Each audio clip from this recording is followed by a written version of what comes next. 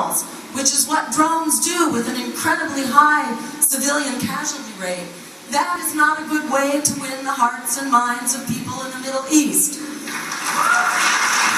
30 seconds.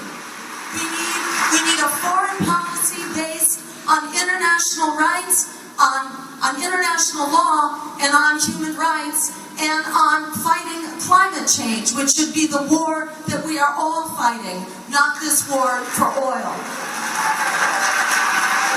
All right. And now, also on the question of military spending, and then we'll have a rebuttal if anyone raises their hand and wants to. Again, we have 3 more questions coming. On military spending, Rocky. President Eisenhower, in his last presidential address, warned this country about the military-industrial complex. When he first wrote that speech, he termed it the military-industrial congressional complex. And for very good reason, because these folks vote for massive funding for completely wasteful projects, like the F-22, that the Department of Defense said we're never going to use it, it's outmoded. Why would we spend billions of dollars on it? And because the contractor had other contractors or subcontractors in 44 different states, and they do that very strategically, these people, the Republicans and Democrats alike, voted for additional funding. That is treason against our country when our treasure is being wasted, when we need that treasure to go toward education, jobs, and the biggest challenge facing our planet, and that is combating climate change. We need to focus on where the real public interest is, rather than where those who are benefiting from this corrupt system have their stake. Now, there are 2 fundamentals when it comes to our engagement, military engagement. I think our leaders have completely either forgotten it or ignoring it. First, no wars of aggression. If you haven't been attacked, or you're not only going to be attacked, to attack and occupy another country like we did Iraq is an illegal war of aggression under the Kellogg-Briand Pact, under the United Nations Charter, against the Nuremberg principles. At the Nuremberg Tribunal, we prosecuted and convicted people for those same crimes. And secondly, our Constitution requires the decision whether to go to war is Congress's alone. They have the sole prerogative. It cannot be delegated to the President as Congress is so cowardly done. We can go for content resolution and later resolution for use of force against anyone want to rebut? You want to rebut Virgil? Very briefly. Rocky is correct about following the Constitution. I would not be in Syria unless Congress makes a declaration of war. We will not stay in Afghanistan if I'm elected president unless Congress makes a declaration of war. Only by going through that constitutional process can we ensure that the will of the American people is addressed when we have issues like Syria, Afghanistan, and Iran. Now this has to be rebuttal. You want to rebut something, Gary? Well, okay. Please. It's a rebuttal question. I was opposed to going into Iraq before we went into Iraq.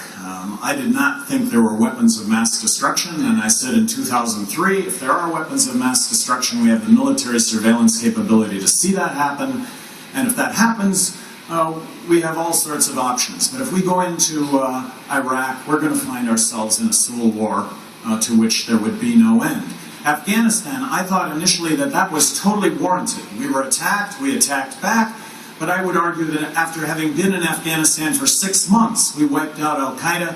That was 11 years ago. We should have gotten out of Afghanistan 11 years ago. So here we are now on Iran. The largest demonstration in the world in support of the United States after 9/11 was in Iran by over 1 million citizens that showed up in support of the United States. And we're going to bomb Iran, we're going to bomb the citizens of Iran, we're going to find ourselves with another 100 million enemies to this country that we wouldn't otherwise have.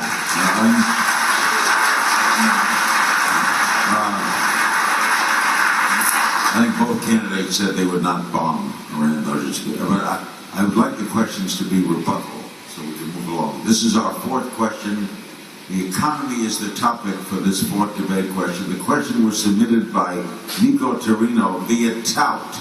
Since this was done via tout, let's go to his question on the video. Some estimates give a college education in the year 2030 a pricing of nearly $400,000. Is college really worth it at that point? And if so, how do we provide that opportunity to everyone? The question, if you didn't hear it, was some estimates give the pricing of college education in the year 2030 at maybe $400,000. I don't know if that's correct, but his question was, is college even worth it at that point? If so, how would you provide the opportunity of college for everyone? And this question should begin with Governor Johnson. Well, first of all, as governor of New Mexico, we established lottery scholarships, which allowed really any graduating high school student from New Mexico to go to college with those costs paid. So what's the federal role, though, when it comes to education?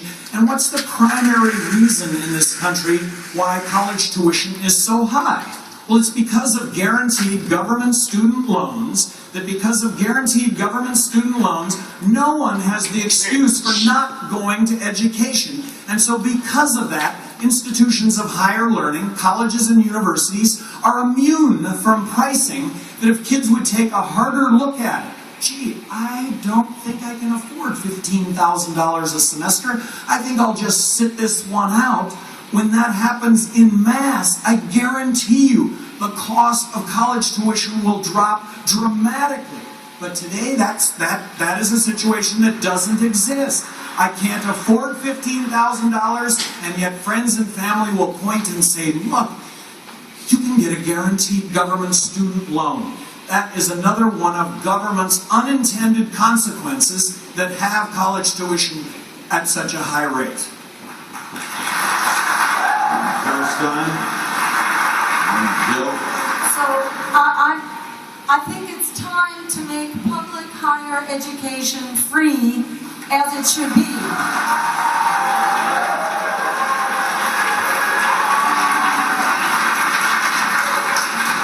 We've done this before. When our troops came home from the Second World War, we provided free higher education through the GI Bill. And we know that it pays for itself. For every dollar that we invested as taxpayers, $7 was returned in benefits to the economy, including more than enough revenue to cover the full cost of those tuition payments. This is something throughout the 20th century. Throughout the 20th century, we provided a high school education for free to our younger generation. Why? Because it was essential for economic security. And we owe it to our younger generation to give them a secure start into their economic lives. But in the 21st century, a high school degree won't cut it. You need a college degree in order to have economic security. So it's only right that we should now be providing that for free. And while we're at it, it's time to, instead of bail out Wall Street for the fourth time, which is what the Fed is doing right now with QE3, $40 billion a month to bail out Wall Street banks again. Instead, let's bail out the students and do something really useful with that bailout. Okay, time's up. On the question of college, Rocky. Well, thank you. Our forebears had the wisdom to set up a system where everyone in this country would have a free secondary education. And that may have been enough then, but for our nation to regain its global competitive edge, we must provide higher education, either college education or technical education, but it's for the future of our country and to meet the ideal in this nation of equality of opportunity, that we should provide a free and equal educational opportunity in colleges, in technical schools, and do the right thing for the future of our country and for our young people. This is not a radical idea. It's done in many parts of the world, and it pays off huge. dividends as to those students who are saddled with this enormous tuition debt now. It's reached over $1 trillion, more than the entire credit card debt in this country. And what did Congress do for their fat cat contributors? They made student debt non-dischargeable in bankruptcy. So you can go charge a Maserati on your credit card and write that off in bankruptcy, but somebody that went out and did what they could to get a decent education can't get a new start. So we need to demand of Congress, allow the dischargeability and bankruptcy of student debt now. Thank you. Virgil Good on college. You might not get what you want to hear from me, but you're going to get straight talk. We can't afford more federally subsidized student loans, and we can't afford more Pell Grants. I wish I could stand here and tell you, yes, we can give you more. No one's going to have to pay for it. Our debt of $16 trillion is bearing down on us, and as Governor Johnson said, we could well be like Germany after World War I. I do not support, and the person that asked a question on the internet is not going to like it, but we can't afford more Pell Grants and more federally subsidized student loans, certainly not at this time. We've got to balance the budget and decline the debt. Now, anybody have a rebuttal?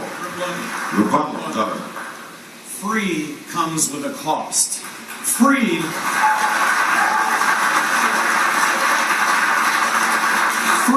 very simply, is spending more money than what you take in. Free is simply accumulating more to the $16 trillion in debt that we currently have. Free is gotten us to the point where we are going to experience a monetary collapse in this country due to the fact that we continue to borrow and print more money than we take in. We're printing and borrowing money to the tune of 43 cents out of every dollar we spend. Free, the Federal Reserve System in this country. The Treasury prints money. They give it to the Federal Reserve. Federal Reserve gives the money to the banks at 0%. Do they give it to you or I? No, they buy up treasuries in a closed loop, making profits off of you and I with no risk whatsoever. This is what has to stop in this country, is the notion of free. There needs to be a level playing field for everybody. Any other rebuttals? Yes. Rocky? I so disagree with both Gary Johnson and Virgil Good on this. We cannot afford not to provide a great education and equality of opportunity for all of our young people in this country.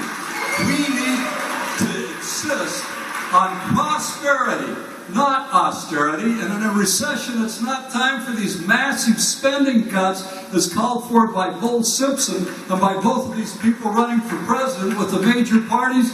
We need to get behind our workers and our young people and provide what's going to build this nation in the future. Great jobs and a great first-class education. Jill and then Bert. Jill? Rebuttal, Jill. I'm agreeing with Rocky here that we cannot afford not to educate our students. Our younger generation is the greatest resource we have, and their participation in our economy is not just good for them, it's good for all of us.